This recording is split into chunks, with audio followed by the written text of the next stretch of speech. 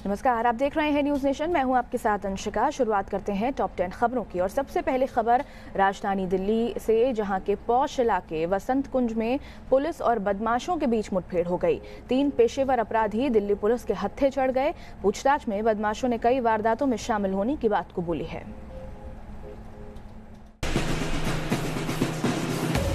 Action में Delhi police, अब अपराधियों की खैर नहीं। पुलिस और अपराधियों के बीच एनकाउंटर। लूट की वारदात को अंजाम देने आए थे बदमाश। पुलिस ने घेराबंदी कर बदमाशों को दबोचा। बुधवार रात दिल्ली का वसंत कुंज इलाका गोलियों की आवाज से थर्रा उठा। यहां लूट के इरादे से आए बदमाशों का सामना पुलिस से हो गया और फिर दोनों तरफ से गोलियां चलने लगी। दरअसल पुलिस को सूचना मिली थी कि 3 बदमाश लूट की वारदात को अंजाम देने के लिए वसंत कुंज इलाके में आने वाले। सूचना की बिना पर पुलिस ने ट्रैप लगाकर पूरे इलाके की घेराबंदी की। तभी कार में सवार 3 बदमाश इलाके में दाखिल हुए। बैरिकेडिंग कर चेकिंग कर रही पुलिस ने जब बदमाशों को रोकने की कोशिश की तो उन्होंने पुलिस पर फायरिंग शुरू कर दी। बाद में पुलिस ने भी मोर्चा संभाला और जवाबी फायरिंग शुरू कर दी। पुलिस की गोली बदमाशों के कार के टायर में लगी और टायर फटने से कार का बैलेंस बिगड़ गया। उसके बाद पुलिस ने 3 बदमाशों को गिरफ्तार कर लिया। पुलिस के मुताबिक पकड़े गए तीनों आरोपी हिस्ट्री शीटर अपराधी। कई बड़ी वारदातों में इनका हाथ और पुलिस इनकी तलाश में जोर शोर से जुटी थी। बदमाशों के पास से 1 पिस्टल और 8 जिंदा कारतूस बरामद किए गए। Team news nation. जल प्रलय की मार झेल रहा है बिहार पर एक बार फिर आसमानी आफत बरस सकती है। मौसम विभाग ने पटना समेत 4 जिलों में आज और कल भारी बारिश का अलर्ट जारी किया है।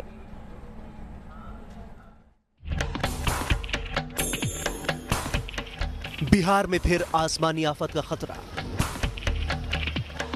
पटना में 2 दिन भारी बारिश की आशंका। मौसम विभाग ने जारी किया अलर्ट।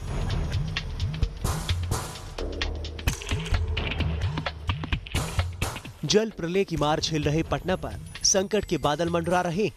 बाढ़ और बारिश के चलते एक और जहां जनजीवन पूरी तरह प्रभावित हो रहा है, तो वहीं मौसम विभाग ने एक बार फिर भारी बारिश का अलर्ट जारी कर दिया। लोगों के माथे पर चिंता की लकीरों को और गाढ़ा कर दिया।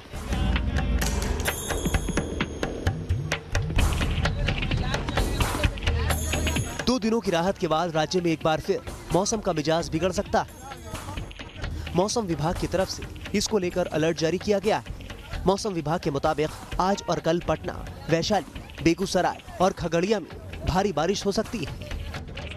यानी आज और कल का दिन बिहार के लोगों के लिए फिर से मुश्किलों भरा साबित हो सकता है।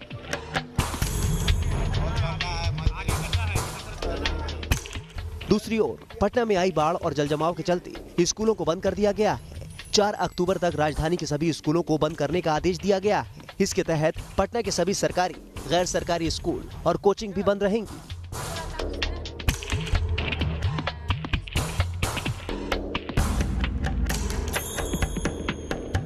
पिछले हफ्ते लगातार हुई भारी बारिश से पटना जलमग्न है। कई इलाकों में अभी भी पानी भरा हुआ है, जिससे लाखों की आबादी प्रभावित हुई है। कई लोगों की मौत हो गई। एक हफ्ता बीत जाने के बाद भी जल भराव के चलते कई इलाकों में हजारों लोग घर में ही फंसे हुए हैं। हालांकि एनडीआरएफ की टीम ने करीब 9000 लोगों को सुरक्षित स्थानों पर पहुंचाया। एयरफोर्स के हेलीकॉप्टर भी राहत और बचाव के काम में जुटे हुए। लेकिन मौसम विभाग के अलर्ट ने एक बार फिर बिहार के लोगों की चिंता को और बढ़ा दिया। Team news nation. बाढ़ से बेहाल पटना का जायजा लेने निकले पूर्व केंद्रीय मंत्री और बीजेपी सांसद रामकृपाल यादव खुद पानी में डूब गए। हालांकि लोगों ने उन्हें तुरंत बाहर निकाल लिया। 1, 2, 3। जी हां, सिर्फ 3 सेकंड में पूर्व केंद्रीय मंत्री और बीजेपी सांसद रामकृपाल यादव कई लोगों के साथ पटना में कहर बरपा रहे पानी में डूबने लगे। दरअसल रामकृपाल यादव निकले तो थे बाढ़ से प्रभावित इलाकों में हालात का जायजा लेने, लोगों को हो रही परेशानी को जाने, लेकिन काम चलाऊ नाव की सवारी उन्हें महंगी पड़ गई। धंधुआ के रमड़ी बिघा इलाके में उनकी नाव पलट गई। वो उस पर अपने समर्थकों के साथ सवार थे, लेकिन काम चलाऊ नाव इतने लोगों का बोझ उठा नहीं पाई और उसका बैलेंस बिगड़ने लगा। रामकृपाल यादव और दूसरे लोगों को संभलने का भी वक्त नहीं मिला और सभी पानी में डूबने लगे। आनंद फानंद में वहां मौजूद स्थानीय लोग डूब रहे लोगों को बचाने के लिए दौड़े। कई लोगों ने पानी में छलांग लगा दी। मौके पर मौजूद रामकृपाल यादव के बॉडीगार्ड्स मदद के लिए पहुंची। कड़ी मशक्कत के बाद सांसद सहित सभी लोगों को सुरक्षित निकाल लिया गया। इस घटना में बीजेपी सांसद मामूली रूप से जख्मी हो गए। मामले की जानकारी बीजेपी सांसद ने अपने ऑफिशियल सोशल मीडिया अकाउंट पर भी दी। Team news nation. तो बाढ़ और बारिश से कई राज्य बेहाल हैं। यूपी के कई जिलों में जोरदार बारिश लोगों के लिए आफत लेकर आई है। चित्रकूट में भारी बारिश से कई लोगों की जान आफत में आ गई।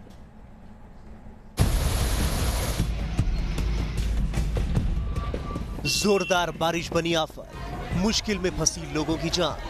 कुदरत के सितम से लोग बेहाल। सैलाब जब सितम ढाता है तो मंजर कुछ ऐसा होता है। जहां तक नजर जाती है जल प्रलय का कहर दिखाई देता है।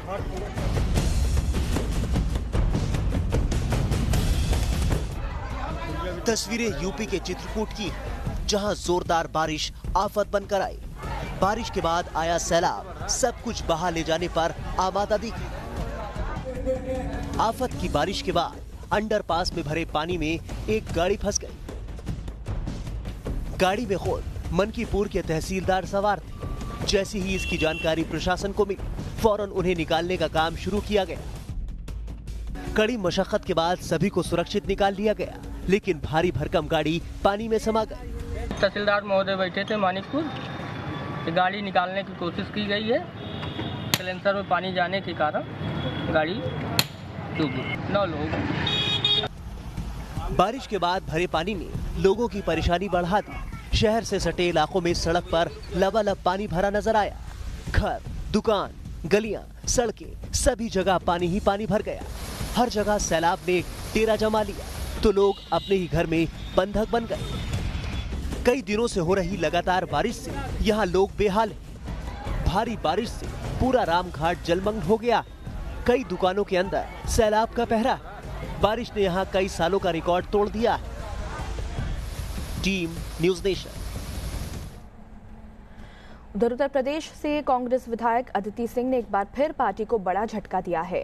दरअसल गांधी जयंती के मौके पर यूपी विधानसभा का विशेष सत्र बुलाया गया, जिसका कांग्रेस समेत विपक्ष ने बहिष्कार किया था। लेकिन पार्टी लीग से अलग हटते हुए अदिति सिंह ने न सिर्फ सत्र में हिस्सा लिया बल्कि भाषण भी दिया। क्या यूपी कांग्रेस में ऑल इज नॉट वेल? क्या बगावत की राह पर है युवा नेता? ये सवाल उस वक्त उठने लगे जब कांग्रेस अध्यक्ष सोनिया गांधी के गढ़ रायबरेली सदर से विधायक अदिति सिंह ने कांग्रेस के खिलाफ ही ताल ठोकनी शुरू कर दी। गांधी जयंती के मौके पर बुलाए गए जिस विधानसभा के विशेष सत्र का कांग्रेस पार्टी ने विरोध किया, अदिति सिंह उसी कार्यक्रम में शामिल होकर पार्टी नेताओं के लिए मुश्किलें खड़ी करती नजर आईं। आज गांधी जी की 150वीं जो जयंती है, उस पे आज हाउस पे आना, यूएन के सेट करे सस्टेनेबल डेवलपमेंट गोल्स पे चर्चा करना मैंने उचित समझा, मैंने सही समझा, इसलिए आज मैंने यहाँ आके चर्चा करी है। इससे पहले अदिति सिंह ने सीएम योगी से मुलाकात और सूबे की बीजेपी सरकार के शान में कसीदे भी गढ़े, तो तरह तरह की अटकलों का दौर शुरू हो गया। अदिति सिंह इससे पहले भी बीजेपी सरकार के कामों की तारीफ कर चुकी। उन्होंने साफ कहा कि आर्टिकल 370 हो या गांधी जयंती की बात, वो हमेशा सही का साथ देंगे। जब अनुच्छेद 370 पे बहस हुई थी, उसका भी मैंने खुला समर्थन किया था, बिल्कुल बेखौफ होकर खुला समर्थन। अदिति सिंह के विधानसभा के सत्र में शामिल होने के बाद बीजेपी कांग्रेस पर हमलावर। नेता विरोधी दल ने ये वचन दिया था, लेकिन उसके बाद भी उनके इस कृत्य से ऐसा लगता है कि न तो उन्हें गांधी जी के विचारों से सहमति है और न विकास की अवधारणा से सहमति है। यूपी में कांग्रेस पार्टी का खिसकता जनाधार पार्टी के लिए परेशानी का सबब है। लोकसभा चुनाव में कांग्रेस को सूबे में बड़ा झटका लग चुका है, तो एक एक कर कांग्रेस के नेता पार्टी छोड़ रहे हैं, जिससे कांग्रेस आलाकमान के माथे पर बल पड़ गए। अब अदिति सिंह के विद्रोही तेवर से पार्टी मुश्किल में नजर आ रही है। Team news nation. उधर बीजेपी ने महाराष्ट्र के विधानसभा चुनाव के लिए 14 उम्मीदवारों की दूसरी लिस्ट जारी की है।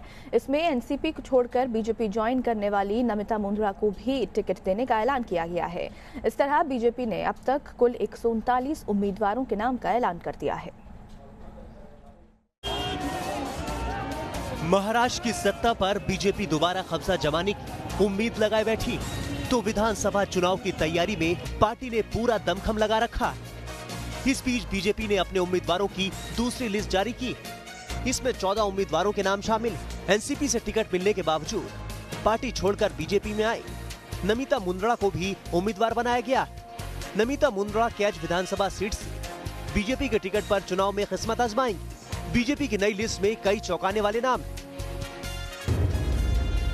उल्हासनगर से कुमार उत्तम चंद, लातूर सीट से शैलेश लाहौती, मावल सीट से संजय भेगड़े, बारामती सीट से गोपीचंद पदलकर, बगलान से दिलीप बोरसे, उमरखड़ से नामदेव सासने, पुसड़ से नीले नाइक, अहिरी से अमरीश राजे, गोंडिया से गोपाल दास अग्रवाल, मेलघाट से रमेश मावस्कर, धमगांव रेलवे से प्रताप दादा अरुण भाऊ और साकरी से मोहन गोकुल सूर्यवंशी चुनाव लड़ेंगे। इन 14 सीटों पर उम्मीदवारों के नाम के ऐलान के साथ बीजेपी के घोषित उम्मीदवारों की संख्या 139 हो चुकी।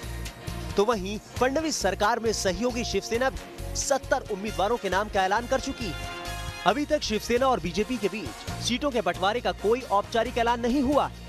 हालांकि सूत्रों का दावा है कि दोनों पार्टियों में चुनावी गठजोड़ पर बात बन चुकी, जिसके तहत बीजेपी के खाते में 162 सीटें आएंगी तो शिवसेना 126 सीटों पर चुनाव लड़ेगी। सूबे की 288 सीटों पर 21 अक्टूबर को वोट डाले जाएंगे। Team news nation. एक तरफ बीजेपी अपने चुनाव अभियान को धार दे रही है तो विपक्ष भी उसे कुंद करने में जुटा हुआ है। कांग्रेस के साथ चुनाव मैदान में उतर रही एनसीपी ने अपनी पहली लिस्ट जारी की है। बीजेपी के सामने महाराष्ट्र के किले को बचाने की चुनौती तो एनसीपी कांग्रेस गठबंधन किसी भी कीमत पर बीजेपी को सत्ता से बेदखल करने की हसरत लिए विधानसभा चुनाव में उतर रही। सूबे में होने वाले अहम चुनाव में एनसीपी कांग्रेस गठबंधन के सामने अपने वजूद को बचाए रखने की चुनौती, लिहाजा दोनों ही पार्टी के नेता फूंक फूंक कर कदम उठा रहे हैं। साथ ही मजबूत उम्मीदवार उतारकर वो बीजेपी को कड़ी टक्कर भी देने की कोशिश कर रहे हैं। इसकी झलक तब दिखी जब एनसीपी ने अपने उम्मीदवारों की पहली लिस्ट जारी की। इस लिस्ट में 77 कैंडिडेट शामिल। एनसीपी ने अपने कद्दावर नेता अजीत पवार को बारामती से उम्मीदवार बनाया तो पार्टी के वरिष्ठ नेता छगन भुजबल येवला विधानसभा सीट से चुनाव मैदान में उतर रहे हैं। एनसीपी की महाराष्ट्र इकाई के मुखिया जयंत पाटिल इस्लामपुर सीट से किस्मत आजमाएंगे। एनसीपी की लिस्ट में अजीत पवार का नाम सियासत के जानकारों को चौंका रहा है, क्योंकि अभी हाल ही में अजीत पवार ने विधायक पद से इस्तीफा दे दिया था, जिसके बाद उनके संन्यास की अटकलें लगने लगी। महाराष्ट्र चुनाव में एनसीपी और कांग्रेस साथ साथ चुनाव लड़ रही।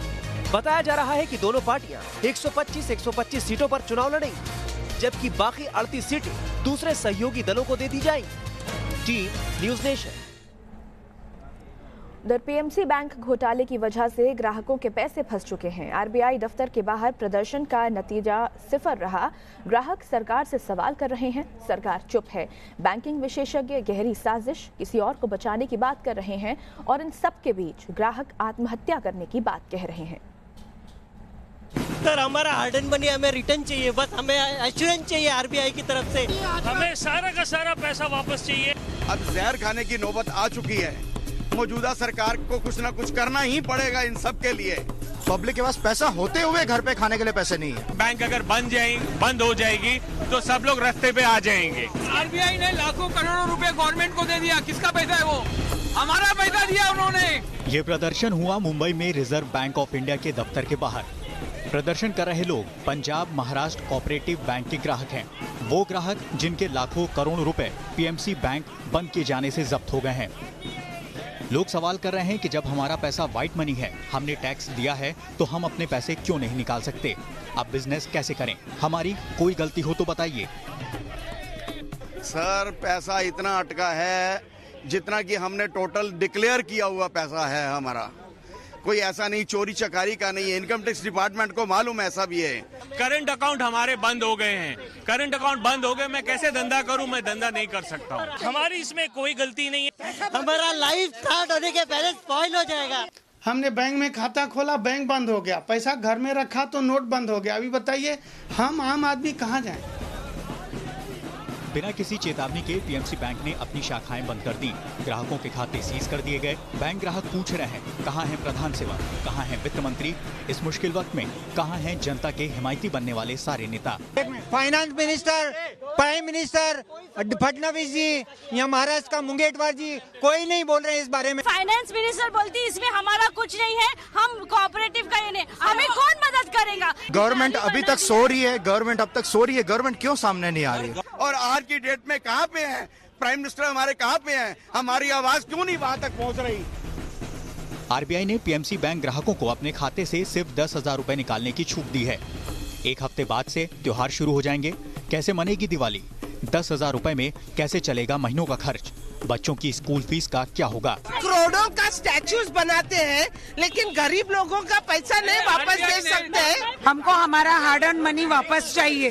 दूसरों की गलती के लिए हमको नहीं भुगतना है। हमारे पास बच्चों को स्कूल फीस भरने के लिए पैसे नहीं है। हमारे पास हमारे दिवाली कैसे मनाएंगे लोग? बीपी हाई है, डायबिटीज है, अगर कोई हार्ट अटैक होता है, कुछ भी होता है, यहाँ हो या घर पे, मौजूदा सरकार जिम्मेवार होगी, आरबीआई जिम्मेवार होगी।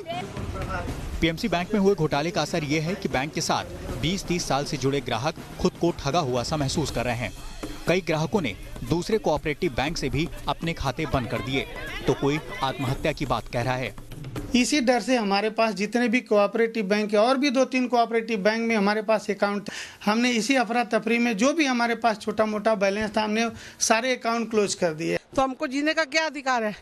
अगर हमारा ये सब जाएगा, हम सुसाइड करेंगे। और मोदी जी को कोई एक अच्छा स्टैंड इस टाइम देना चाहिए कि ताकि नहीं तो यहाँ पर मास सुसाइड हो जाएगा, हर कोई बोल रहा है। बैंकिंग एक्सपर्ट्स का मानना है कि आरबीआई की कार्रवाई पीएमसी घोटाले को सुलझाने की नहीं, कुछ लोगों को बचाने की कोशिश है। हमारा कहने कि अगर इंक्वायरी करना है तो 2 हफ्ते में करो, 1 महीने के अंदर करो, और फिर आपको जो कार्रवाई करनी है वो आप कीजिए। मुझे नहीं लगता है कि आरबीआई इसके बारे में सीरियस है। मुझे लगता है कि आरबीआई जिस तरह से कार्रवाई कर रही है वो कुछ लोगों को बचाने का और छिपाने का कर रही है। पीएमसी बैंक घोटाले और इससे पहले दूसरे कोऑपरेटिव बैंकों की खस्ता हालत ने ग्राहकों का विश्वास इन बैंकों से डगमगा दिया है। ऐसे में ग्राहकों के साथ ही कोऑपरेटिव बैंक का भविष्य भी खतरे में नजर आ रहा है। शैलेंद्र सिंह के साथ विकास श्रीवास्तव, न्यूज नेशन, मुंबई। और अक्सर लोग ऑनलाइन ठगी का शिकार हो जाते हैं। कुछ ऐसा ही मामला मथुरा से सामने आया है, जहां एक शख्स वीआईपी दर्शन कराने के नाम पर कई श्रद्धालुओं को लाखों का चूना लगा चुका है। पुलिस की गिरफ्त में खड़ा ये शख्स एक शातिर ठग है, जिसने मथुरा में वीआईपी दर्शन के नाम पर हजारों लोगों को चूना लगाया है। दरअसल कृष्ण की नगरी मथुरा में वीआईपी दर्शन कराने के नाम पर हो रही ऑनलाइन ठगी का खुलासा हुआ। शातिर ठग देश भर से श्री कृष्ण के दर्शन करने आ रहे श्रद्धालुओं को ऑनलाइन अपना शिकार बनाता था। वीआईपी दर्शन और रूम बुक कराने के नाम पर श्रद्धालुओं को चूना लगाता था। पुलिस के मुताबिक हरियाणा के पलवल के रहने वाले नीरज नाम के शख्स ने श्री कृष्ण जन्म स्थान के होम पेज पर अपना नंबर डाल रखा था। श्रद्धालुओं की वीआईपी दर्शन की फर्जी बुकिंग करता था और उन्हें मंदिर परिसर में ठहराने का झांसा देता था। बुकिंग की पेमेंट होने के बाद लोगों का नंबर ब्लैक लिस्ट में डाल देता था। शातिर ठग ने कई राज्यों के श्रद्धालुओं को आस्था के नाम पर अपना शिकार बनाया, जिसके बाद पीड़ित लोगों ने इसकी शिकायत पुलिस से की, जिसके बाद साइबर सेल की मदद से जालसाज ठग नीरज को गिरफ्तार कर लिया गया। साइट पर पेटीएम और अपने खाता नंबर दे देते थे और कस्टमर को रूम बुक कराने और दर्शन कराने के नाम पे खाते में पैसे डलवा लेते थे और बाद में उस खाता नंबर को ब्लॉक कर देते थे। और लोग आते थे, कहते थे यहाँ आके कांटेक्ट करिएगा, तो वो लोग मोबाइल नंबर बंद मिलता था और उनसे फिर पैसे निकलवाए। पुलिस गिरफ्तार आरोपी का नेटवर्क खंगाल रही, ताकि ये पता लगाया जा सके कि ठगी के इस धंधे में उसके साथ कौन कौन शामिल। धाराजीत सारस्वत, न्यूज नेशन, मथुरा। वाराणसी के जैतपुरा में कुछ बच्चों ने इस बार दुर्गा पंडाल को कुछ खास शक्ल देने की तैयारी की है। इन बच्चों ने घर में मौजूद वेस्ट मटेरियल से चंद्रयान 2 और 2021 में लॉन्च होने वाले चंद्रयान 3 को बनाया है। इन्होंने चंद्रयान 3 के लिए विक्रम लैंडर और 6 एस्ट्रोनॉट्स भी बनाए हैं। पूजा पंडाल में दिखेगा इसरो के साथ चंद्रयान 3, हवा में उड़ेंगे विक्रम लैंडर और एस्ट्रोनॉट। पहली नजर में ये आपको किसी साइंस स्टूडेंट्स का प्रोजेक्ट लग सकता है, लेकिन ऐसा है नहीं।